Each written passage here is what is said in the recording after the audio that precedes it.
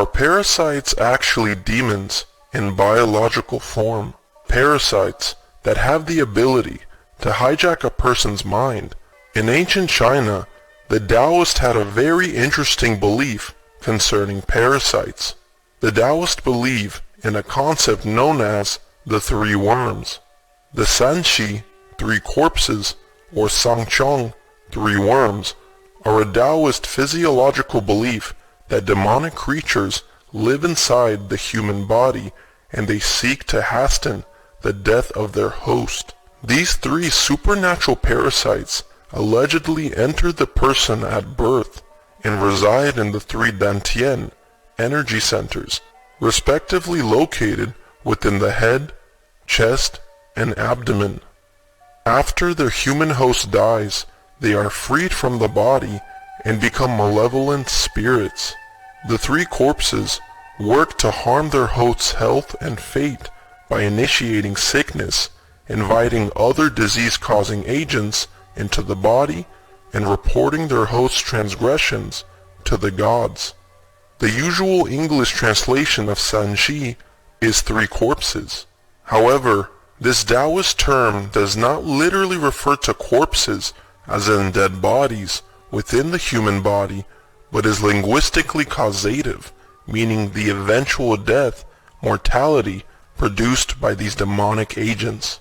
Parasites, demons, in biological form. Parasites and demons are incredibly similar. They are two sides to the same coin. In fact, demons are often called spiritual parasites. A parasite is a biological organism that lives and feeds off of its hosts and causes mental and physical illness. They are known to feed off of their host's negative emotional energy and are known to bring the host physical and mental illness.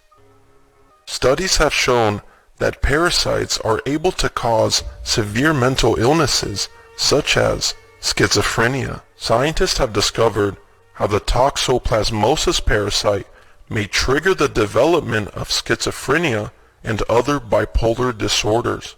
They have shown that the parasite play a role in the development of the disorders. Clinical studies frequently report that patients with major mental illness, such as schizophrenia and bipolar disorder, have comorbid physical conditions suggesting that systematic alterations affecting both brain and peripheral tissue might underlie the disorders. Numerous studies have reported elevated levels of anti-T-Gandhi antibodies in patients with major mental illnesses. Wherever the cat defecates may become contaminated with infectious oocytes. Since cats prefer loose soil for defecation, this often includes gardens, children's sandboxes, and animal feed piles and barns. After 24 hours, the oocytes dry out and are thought by some researchers to become aerosolized, thus floating in the air and capable of being inhaled. Water becomes contaminated when cat feces deposited on the ground is carried into streams by rainwater or when cat litter is flushed down the toilet. Cats are the specific host for this very powerful parasite that can hijack the mind and cause very serious physical and mental issues. Now, I myself used to own a cat that I loved very much that passed away from liver complications back in February.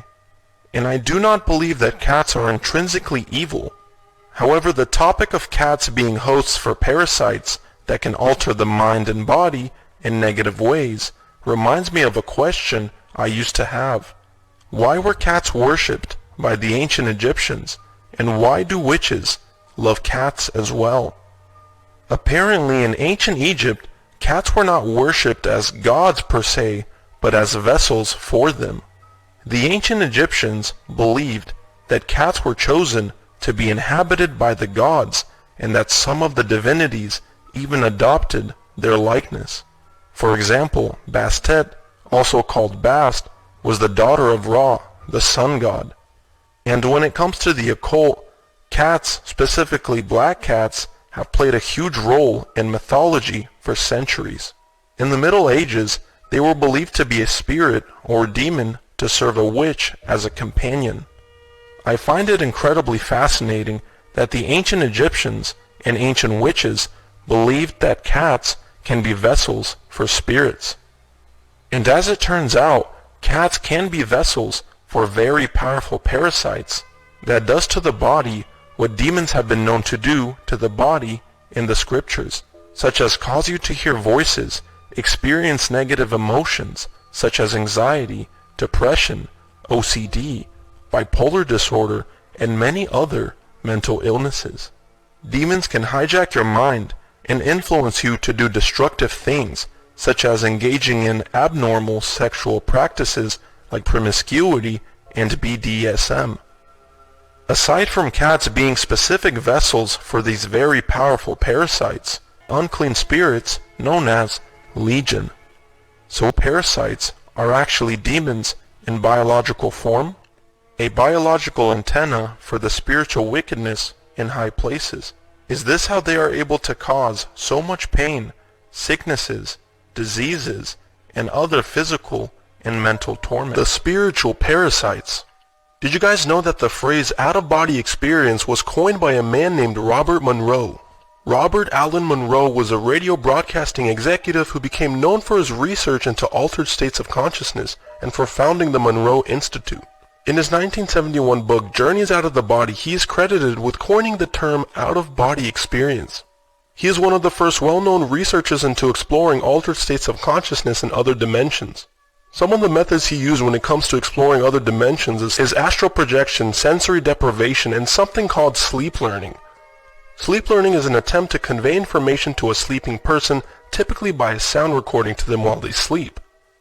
According to Robert Monroe's own account, while experimenting with sleep learning in 1958, Monroe experienced an unusual phenomena, which he described as sensations of paralysis and vibrations accompanied by a bright light that appeared to be shining on him from a shallow angle. Monroe recorded his account in his 1971 book, Journeys Out of the Body, and went on to become a prominent researcher in the field of human consciousness.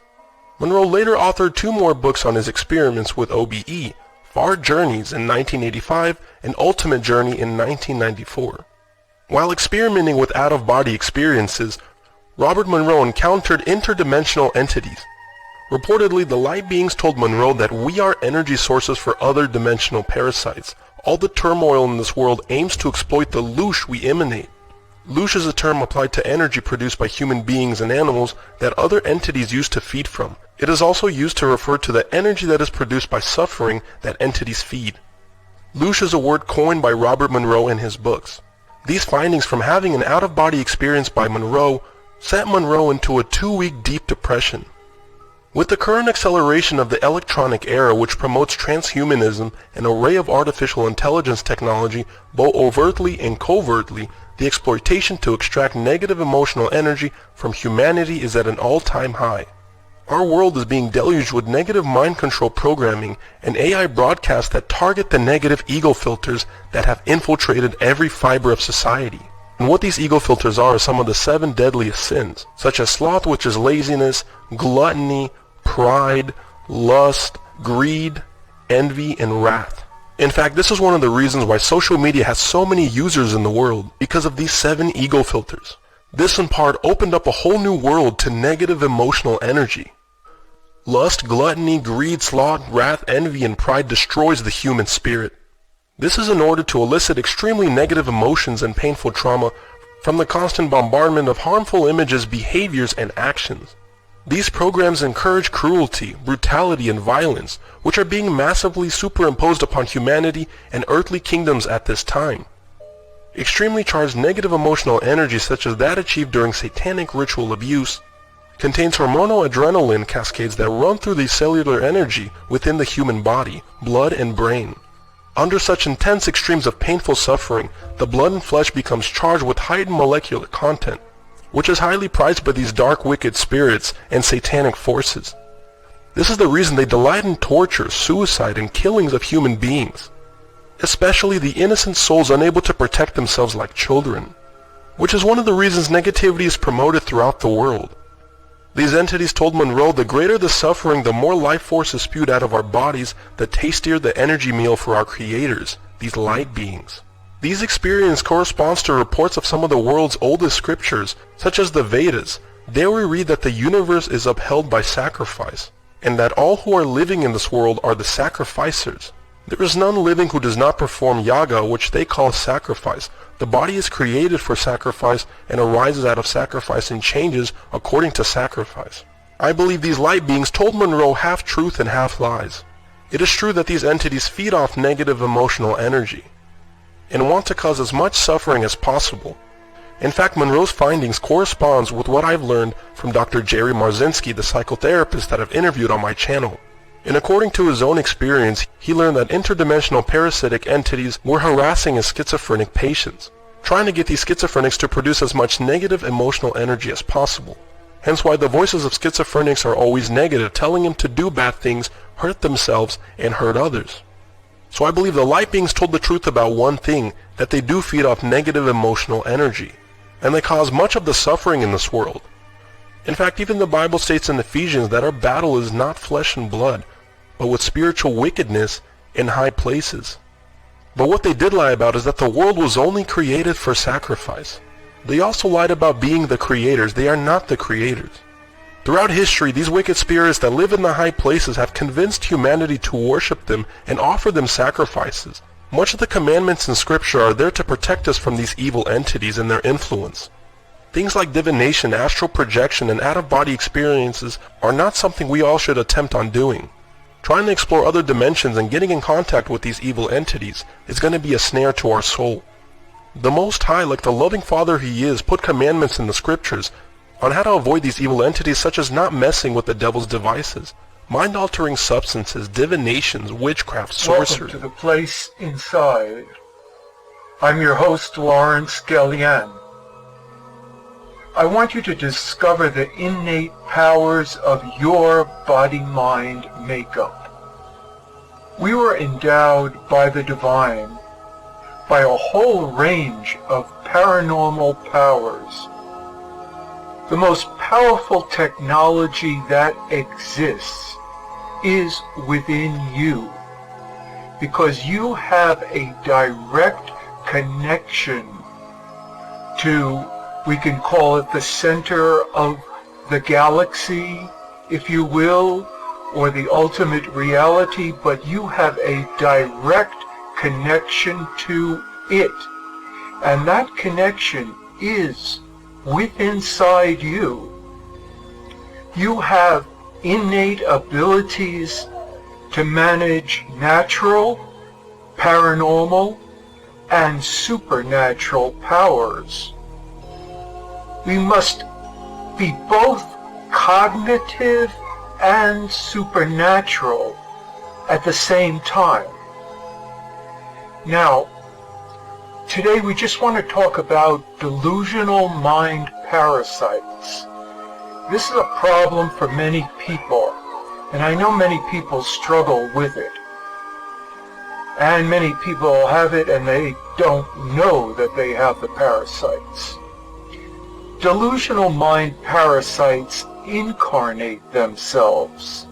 Now notice I say the word incarnate themselves in many people. Okay, they can take over a human being's or an alien's mind. Okay, but they cannot be the people or the aliens themselves. Clairvoyantly, I can see these mind parasites taking up residence in people's heads. I can literally see this. They live in the skull, and they treat humans as little more than vehicles, cars if you will, to help them move around. Secondly, they project to the human in which they inhabit a world view that's very important. Well, we'll get into that in a moment. Almost derisively, and certainly with an air of superiority, they tell their human host something like this: your life is nothing but an illusion. I control you and all that you do. I create a virtual reality for you. And that's what I was getting at before. The world view, they start to make you think that the world is such and such a way, when in fact it isn't. When the world is actually very different from the way they are making you perceive it. Remember that. It is so important. They truly bewilder people, and most people have no idea that they are just a type of cyborg for these delusional mind parasites. Well, I already hear you asking the question, how do I rid myself of a parasite that has invaded my mind? Well, first, by remembering every day that you are superior to it. Remember that direct connection I told you about that you have with the center of the galaxy, the ultimate reality, the divine, however you want to represent that to yourself. But you are superior to it, because these mind parasites don't really have a full life of their own. They're kind of like machines in a way. Your origin is in what I call the imperishable realm, where the only true power dwells, superior to the parasites of chaos and their universe. Now, second, you must constantly develop your intelligence. Yes, amazingly, huh? You have to have clear thinking. If your intelligence is weak, then you are prone to deviate into this artificial reality created by the parasite. In other words, you're not clear enough to realize that the reality that's being created for you is an artificial reality. Doing mind work that involves intense concentration helps tremendously to develop your mind, to strengthen your mind. No matter if it be puzzles, chess, calligraphy, learning a musical instrument, or poring over a deep book on a profound subject. All this will protect you because it is exercising your mind. And lastly, I want to clarify this and make a strong point here. If you believe in religion, fine, but please pick a religion that forces you to give up your own innate sense of right and wrong, and that then you have made a tremendous mistake. Okay? It is fine to have religious beliefs, but if they're telling you to give up what you intuitively sense as right and wrong, then get the heck out of there. Your own innate sense of what is sensible and what is absurd. You know this, you can tell this, but you have to be in touch with yourself, okay? You need both clear thinking and clear emotions. Now, when you can no longer distinguish the difference between, say, wearing a huge gold chain around your neck or a large ring and, say, for example, a book with great wisdom inside it, well, you are lost if you don't know the difference between those two. The parasite, in this case, has won. When you prefer the company of shallow people to that of loving, truthful, sincere, and loyal friends, then again the parasite has won, my friend. Every day, if you fear you are infected, remember they are inferior to you. And fear is the greatest mind freak. That will also open the doors to the parasites. I advise you strongly to take up a spiritual path if that is what you are interested in, but a path of direct connection to the divine. This is known as mysticism, and the people who practice these spiritual practices are called mystics. Do not believe. Instead, know. Pick a spiritual path that leads you to know directly the divine, to have a direct experience of the divine. Hi everybody, I want to talk to you about Archons today. I have been doing some serious Archon studying the last few weeks, and that's not me watching other YouTube videos, that's me actually in the field doing energy work on myself, on other people, and coming across Archons in a way that I feel it's time for me to actually understand this phenomenon on a more deeper, more meaningful, more profound level than I'm currently understanding it. So, Archons are energy parasites. They look like octopuses, squids. They have many, many arms, and those arms go into you all over the place, and they latch onto you. So if I go into someone's energy field and I want to remove one, oftentimes you can literally just pull them off.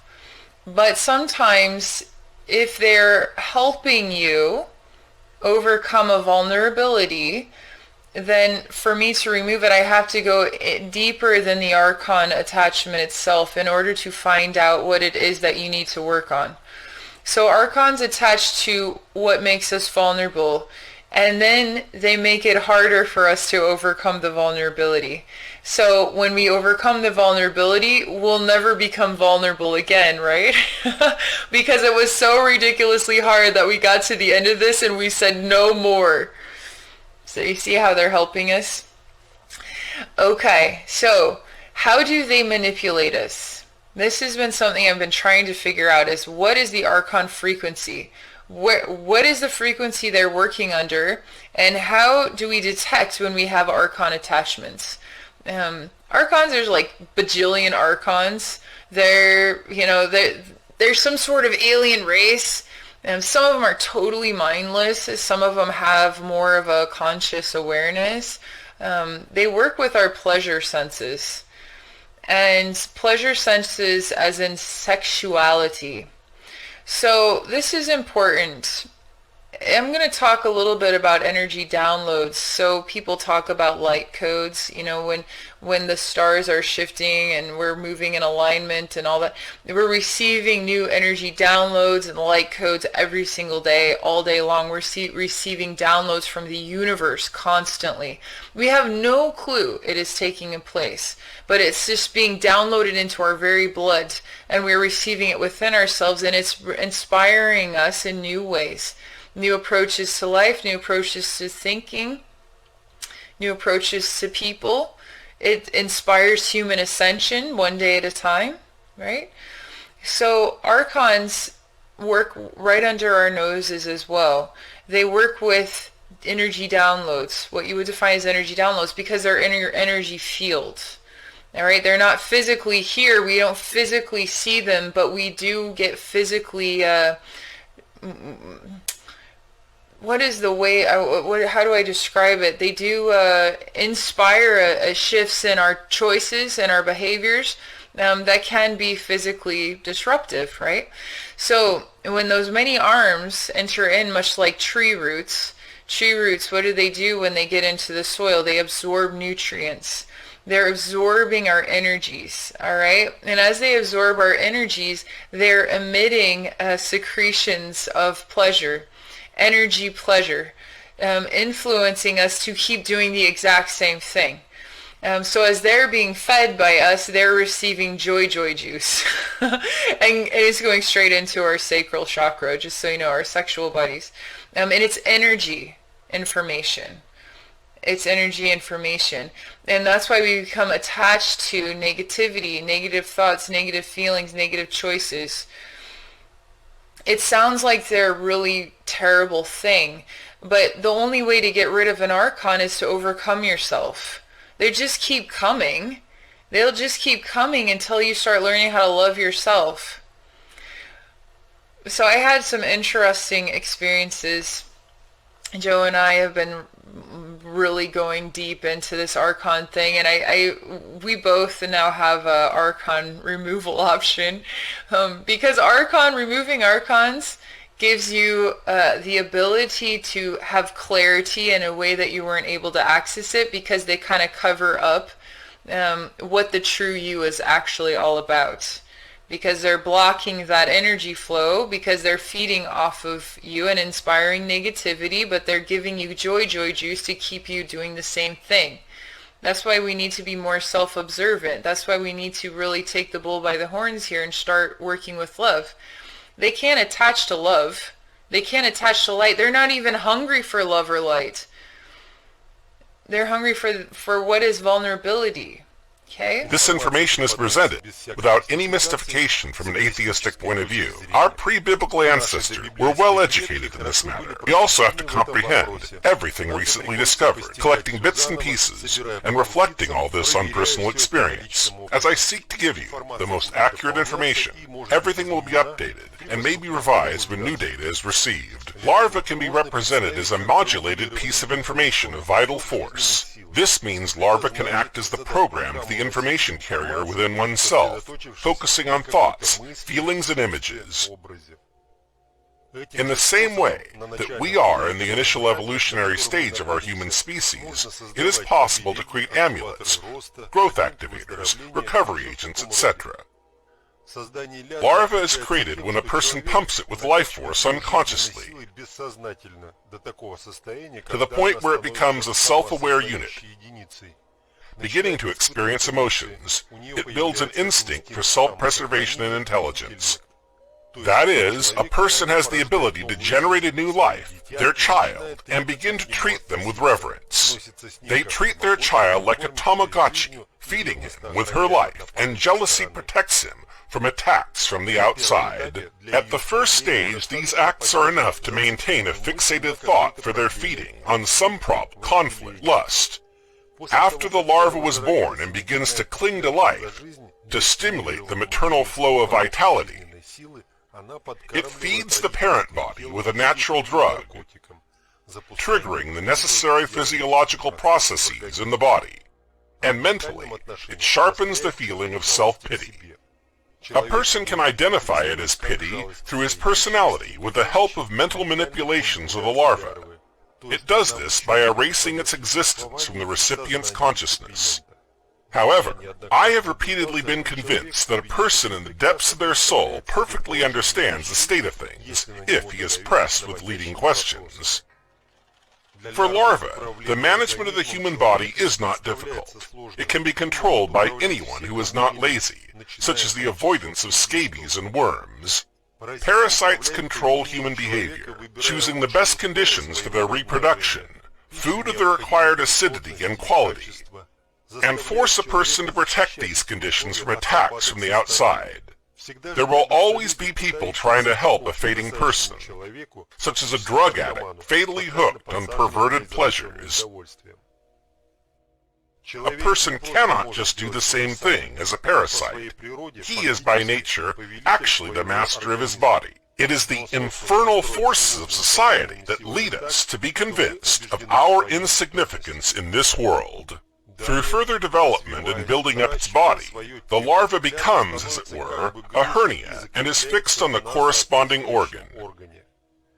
It's not that she is strongly attached to him, it's just that it's more convenient and easier for her to eat.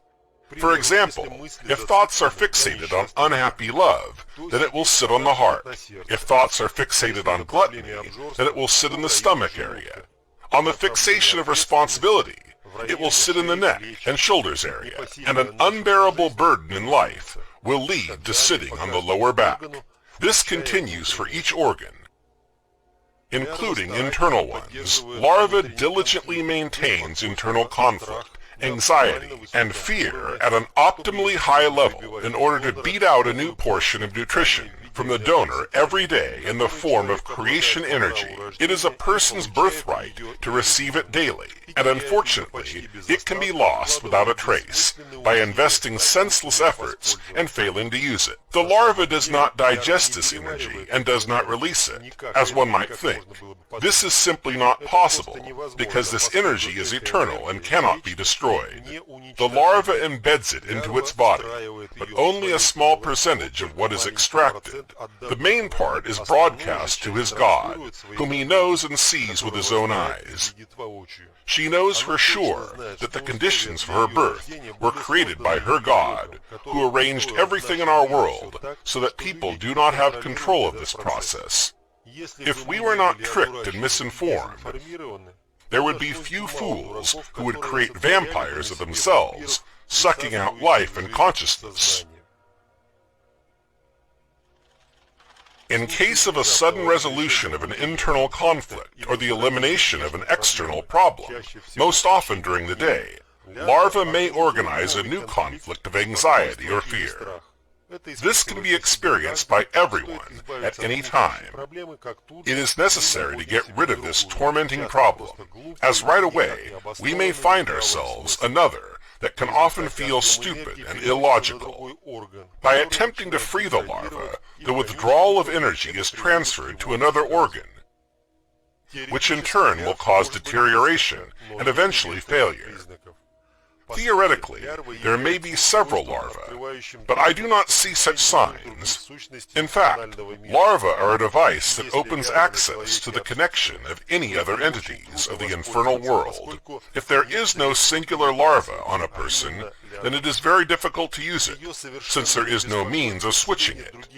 She is not at all concerned about the settlement of other parasites, which through her warm up on this volcano of life force called humans. Through it, demons can enter a person, infernal hierarchies can take control, psychics can connect when working with clients, magicians can connect when performing their manipulations, clergymen can connect when connecting to a religious egregore, and ordinary people can connect in a vampiric manner on the life force of loved ones or dependent people. That is, larva is an open window into the infernal world.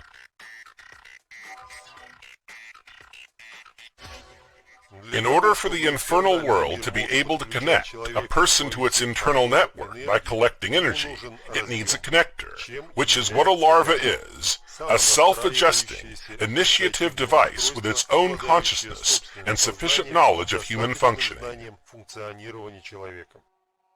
The infernal god structures and arranges the material world that is inhabited by donors in such a way that this device is guaranteed to be reproduced and embedded in every person.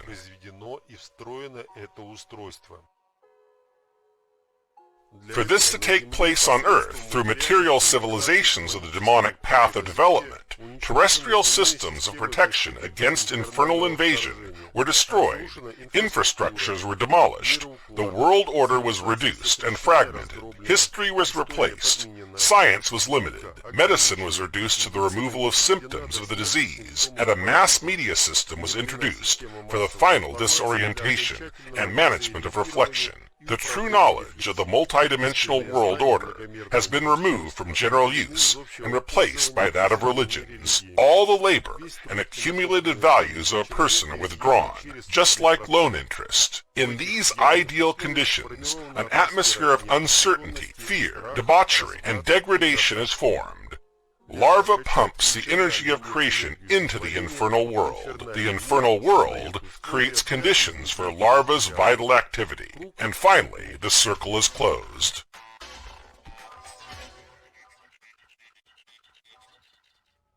In the present, most people are looking for a partner, not on the principle of humanity, but one of love, consent, and worthy procreation. Similarly, larva is looking for a partner on another carrier, and can sense him from afar. She reads, simply by appearance, the degree of internal problems and complexes, nervousness and pride. Then he tests it with insults, scandal, and nonsense. The ideal partner should react accordingly. If a larva sees the prospect of cohabitation, then despite all the nonsense thrown at them, two people become a couple and will experience love and passion generated by the larva. When people are connected and new habits are created, the larva will translate this into hatred and irritation. People may break off the relationship if the connection interferes with the qualitative use of the recipient. If a couple is scandalous and continues to be frequently at the bewilderment of others, it must be understood that it is the larvae who are having sex. As a result of this process, new larvae are born. They are seeded on others, and children are connected through procreation. At the final stages of a person's life, larva, in most cases, replaces a person's consciousness with its own. Instead of our relatives and friends being themselves, we may one day discover strange creatures in their bodies, infinitely irritated, fanatical, or ardent atheists, egocentric, mentally degraded, or possibly mired in disgusting habits. This is the result of larvae manifested in materiality of a person's body. Throughout one's whole life, a person faithfully and selflessly serves food. When he passes away, he is proud of this sacrifice. A necessary condition that the larva may be using a person is through the creation of a stable schizophrenia within him. Psychology collects an increasing number of phobias and brings them to the rank of individual diseases exceeding 1,000. The reason for all the phobias is the same. It is a consequence of the larva's vital activity. Firstly, she likes to eat regularly, tasty and varied. Secondly, by eating in this way, she expresses her individuality. Schizophrenia is a necessary brine for larva's vital activity. In most cases, brain damage is the result of a long selection of vital forces through the corresponding conflict areas, which is recorded by medicine. But causes of such may differ with the consequences in places. Technologically, the relationship between larva and man develops as follows. Larva creates in a person the necessary level of internal conflicts, fears, phobias, passions, pride, and other vices. The worse these conditions, the better for the larva. In return for the existence of these conditions, people feed the larva with drugs. A person lives, as it were, in hell, but at the same time experiences perverse pleasure, each time waiting for a new portion, suffering from shame and cowardice, or anger and hatred, so that a person does not rebel against infernal violence. Larva forces a person to repair moral violence against anyone who cannot resist, parents over children, bosses over subordinates, developed countries over the underdeveloped. All the vicious qualities that a person experiences belong to larva: fear of being exposed, lies, self-pity, cowardness, laziness, sexual promiscuity, gluttony, and so on down the list. All this is a reflection of the parasite's fear and attachment. Larva is afraid of exposure, and she is insatiable. The glutton tears his belly and can't get enough. The alcoholic gets drunk. The libertine stops. A person thoughtlessly attributes all these qualities to himself, standing up for its manifestation, motivating freedom of expression of personality. It makes no sense to blame the infernal world and larva in particular for making us who we are. Every day we agree to give ourselves up for use and enjoy perverted suffering in return for the next dose of the drug. Even before we were born, we decided to learn the evolutionary lesson, and now we need to treat this chase with due respect and understanding.